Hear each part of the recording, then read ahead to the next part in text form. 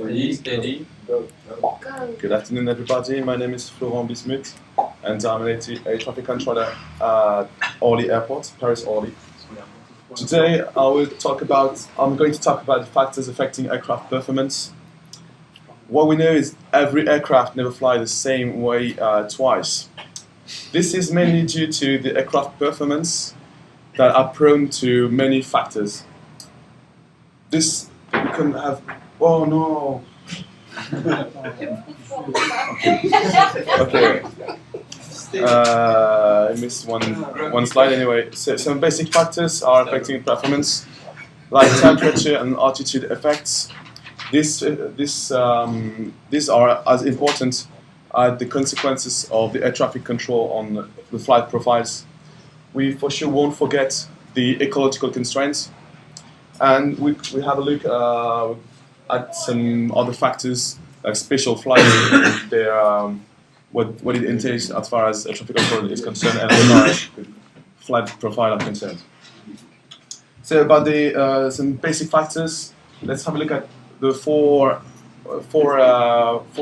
different parts of the flight profile. Like first of all, let's talk about takeoff. Sorry, as far as talk about takeoff, there are some adverse and favorable conditions as far as takeoff is concerned.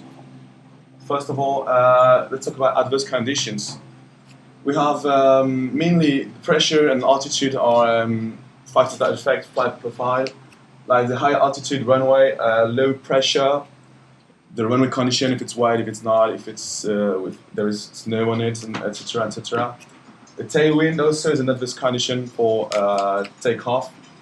The high weight and high humidity are also two conditions really bad for the flight profile actually. And the favorable condition, it's quite the opposite actually. It's quite easy. So instead of low pressure, it's high pressure. Instead of a uphill runway, it would be the downhill runway. Sorry. So headwinds. That's why we know that an aircraft takes off and lands with a headwind. It's really important. And also low weight and low humidity are favorable for takeoff. Now let's move on to climb. So I don't know what happened. So climb is a bit of the same.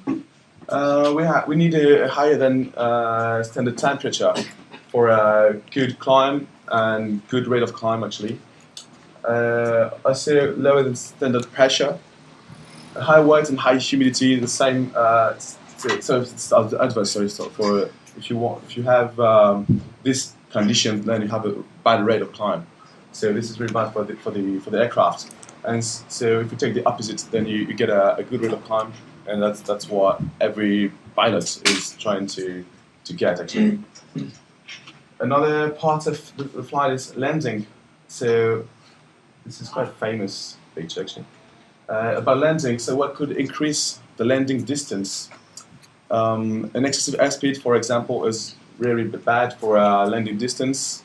High density altitude, tailwind, and high weight. As far as tailwind is concerned, that's what I talked about earlier. You need a headwind to land and also to take off. Now, the last part of the flight I would talk about is braking. So for brake, what are the other conditions as far as braking is concerned? So the runway contamination, like for takeoff, if there's ice on the runway, snow on it, it's really bad for braking. A strong wind also can affect braking badly. High speed also, it's the same for landing. An excessive airspeed can be dangerous for the aircraft as far as when it's braking. And also high weight, it's always preferable to have a light aircraft. It's easier to maneuver. That are the factors affecting aircraft performance as far as basic factors are concerned. And now we'll have a look at the air traffic control itself. So the economic consequences of air traffic control. Actually, we try all the time to provide a service that is as safe as possible. But sometimes we need to change the flight profiles because of safety actually. And so what are these consequences? So, for example, what does an economic flight profile include? It includes no delays on the ground. When the ground controller is working, he tries to make the plane go as far as possible from the stand to the runway as quick as possible. Also, the runway that gives the shortest route after takeoff, and that is most of the time the pilot who asks us to if he can take this runway instead of another one because he knows it will be shorter after takeoff. And also the speed restrictions, direct routes, and continuous descents are the factors that pilots are looking after for the best flight profile, and we're trying also to deal with this. We're trying to give them the best route, the mostly direct routes, and also as far as possible continuous descent. Also, let's have a quick look at radar vectoring. What does it entail? It's a large distance from departure to destination. Also, of course, if we need to vector an aircraft because of safety, sometimes it can entail a change of route, and so it will increase the distance. If we change the rate of climb or rate of distance, for example, the optimum profile is affected, and it's less fuel efficient. Sorry. And then about the cruising level assignment, the same problem. We would change the optimum profile, the optimum level that the pilot choose before taking off. So this can be really annoying. Let's have a look at these figures. We can see here that if a controller gives a flight level that is maybe 4,000 feet below the optimum flight level the pilot choose, then the aircraft will lose 4% in its total range. So it's really bad for it, and lots of fuel is burned. It's quite bad actually, but we can't do anything sometimes. And also, if we act on the speed restrictions, if we restrain the aircraft as far as speed is concerned, more fuel is burned. So always the same. It costs money, and sometimes can be dangerous if the plane is runs out of fuel. Now let's talk about the ecological constraints. Ecology is being now more and more of an issue. It's very common to hear about ecological constraints, especially at all the airports. With lots of time, we'll talk about noise abatements, and it can be really annoying for air traffic control and also for the flight profiles.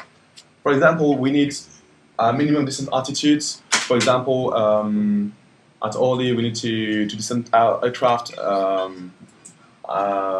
We need to, with the aircraft to be at a certain level, at a certain point, for the descent to be continuous, for example, and not to annoy houses all around. We have also to use alternate runways only at different hours of the day. For example, at Orly, there's a runway we can't use more than 4 hours a day because of noise abatements. Also, quota systems and restrictions to specific types. Some old Russian aircraft can't fly over France because they're too noisy. Also, curfew at Orly. We can't. At Orly, we can't. There are no plane. There is no plane between 11:30 p.m. and 6 a.m. because same problem, noise abatements.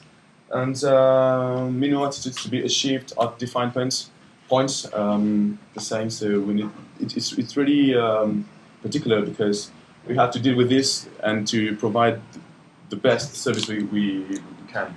And also the pilots have to deal with this. And let's move on to some other factors and special flights to finish this presentation. The military flights. We need a reservation of block of airspace, also special coordination, and the big